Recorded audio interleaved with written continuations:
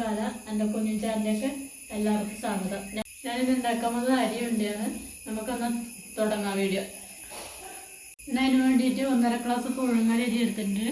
നല്ല വൃത്തി കഴുകി എടുത്ത് വെച്ചതാണ്. വെള്ളമെല്ലാം വലിച്ച് വെച്ചിട്ടുണ്ട്. അപ്പോൾ ഇതിനാവശ്യമുള്ളത് അരി, വെല്ലം, ഏലക്കായ, തേങ്ങ ചിരകിയത്.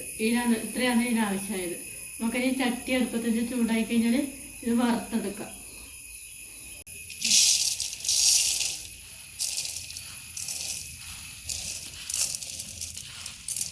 ചട്ടി ചൂടായതിന് ശേഷം നമ്മൾ അരി കഴുകി വെച്ച അരി ഇതിനകത്തേക്ക് നമ്മൾ ഇട്ട് കൊടുത്തു.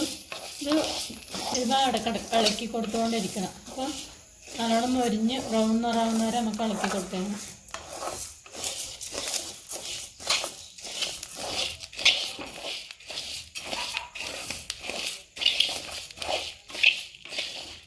വൈകുന്നേരം കുട്ടികളെല്ലാം സ്കൂൾ വിട്ടുമ്പോൾ നമുക്ക് ഉണ്ടാക്കി കൊടുക്കാം. അരി വറുത്ത് മൊരിഞ്ഞ് വരാനുള്ള കുറച്ച് സമയമുണ്ട്. പിന്നെ ശർക്കര ഒരുക്കി തെന്നാളികേരം ചെറുക്കി തൊട്ട് ഇളക്കി കൊടുത്താൽ എളുപ്പത്തിലാവും. കുറച്ച് അരി വറുത്ത് ഇങ്ങനെ എല്ലാം മൊരിഞ്ഞ് വരാൻ നമുക്ക് കുറച്ച് സമയം വേണം. ഇതിങ്ങനെ നല്ല ബ്രൗൺ നിറാവുണ്ട്. എല്ലാം കുറേ എല്ലാം മൊരിഞ്ഞ് പൊട്ടി തുടങ്ങിക്കാം. ശർക്കര നമ്മൾ മുത്താറി ഉണ്ടാക്കുന്നില്ലേ, അതിന് വറുക്കുമ്പോൾ ഇങ്ങനെ മൊരിഞ്ഞില്ലേ, അതുപോലെ മൊരിഞ്ഞ് വരുന്നുണ്ട്.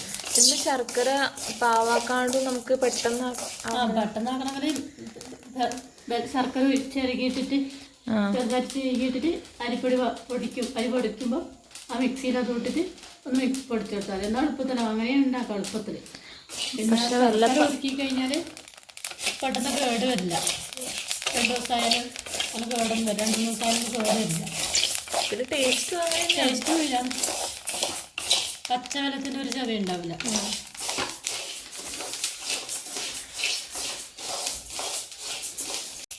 കുറേ പകുതി ഭാഗത്തോളം നല്ല മരുന്ന് തോന്നുന്നു.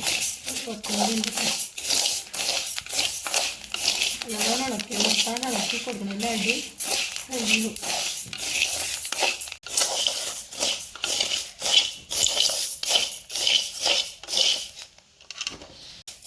അരിമണിയെല്ലാം എല്ലാം മൊരിഞ്ഞു. അപ്പോൾ നമുക്ക് ഗ്യാസ് ഓഫാക്കി കൊടുക്കാം. എല്ലാം മൊരിഞ്ഞ് വന്നിട്ടുണ്ട്. തണിയാൻ വേണ്ടി നമുക്കൊരു പാത്രത്തിലേക്ക് ഇട്ട് കൊടുക്കാം. എന്നിട്ട് വേണം ലേശം ചൂടാറിയതിന് ശേഷം വേണം മിക്സിയിലിട്ട് പൊടിക്കുക. പ്ലേറ്റിലിട്ട് ഒന്ന് ചൂട് പോകുന്നവരെ നമുക്ക് വെയിറ്റ് ചെയ്യാം.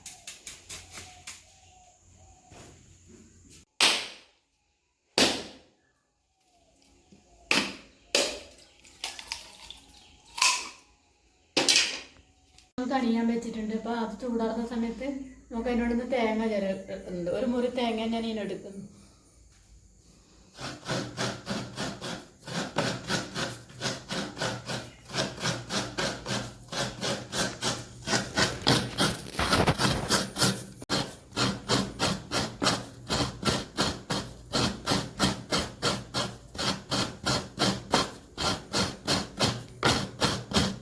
അരി വറുത്ത് നമുക്ക് മിക്സിയിലിട്ട് പൊടിച്ചെടുക്കാം. അധികം നൈസാക്കാണ്ട് കുറച്ച് തരിപ്പിലാണ് ഞാൻ പൊടിക്കുന്നത്.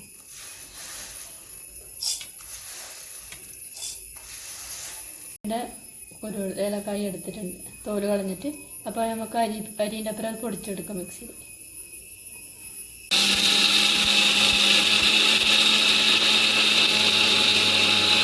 നമുക്ക് ഉണ്ടാക്കാൻ ശർക്കര നമുക്ക് ഒരുക്കാം. 3 ആണി വെള്ളം ഞാൻ എടുത്തിട്ടുണ്ട്.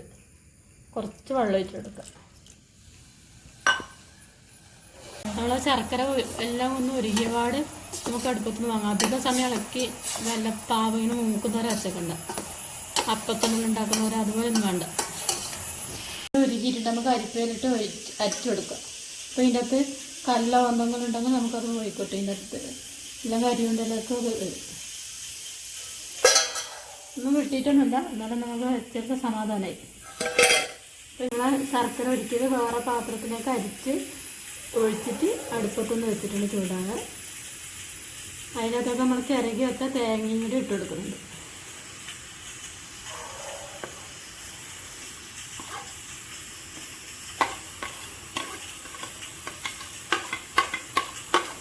ആ ചിരകിയത് വെള്ളപ്പാവിലിട്ടിട്ട് നമുക്ക് ഇളക്കി ഒന്ന് മിക്സാക്കി കൊടുക്കാം.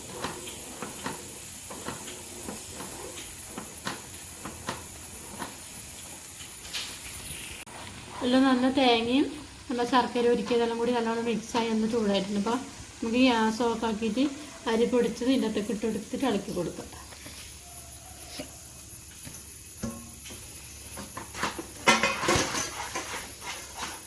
അപ്പം തന്നെ നല്ലൊരു സ്മെല്ല് വരാൻ തുടങ്ങി. ഏലക്കായും തേങ്ങയും ശർക്കരയെല്ലാം കൂടിയിട്ടില്ല.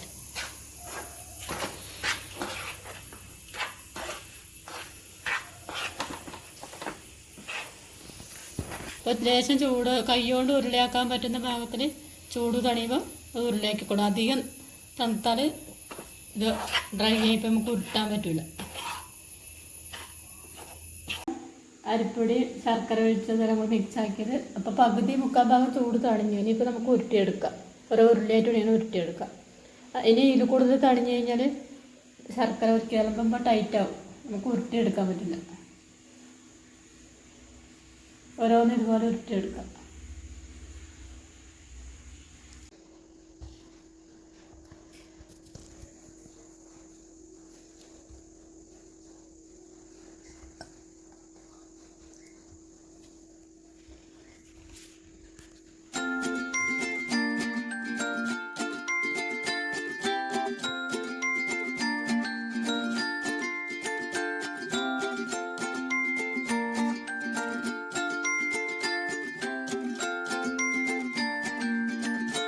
നമ്മൾ അരിവണ്ടിയെല്ലാം റെഡിയായി.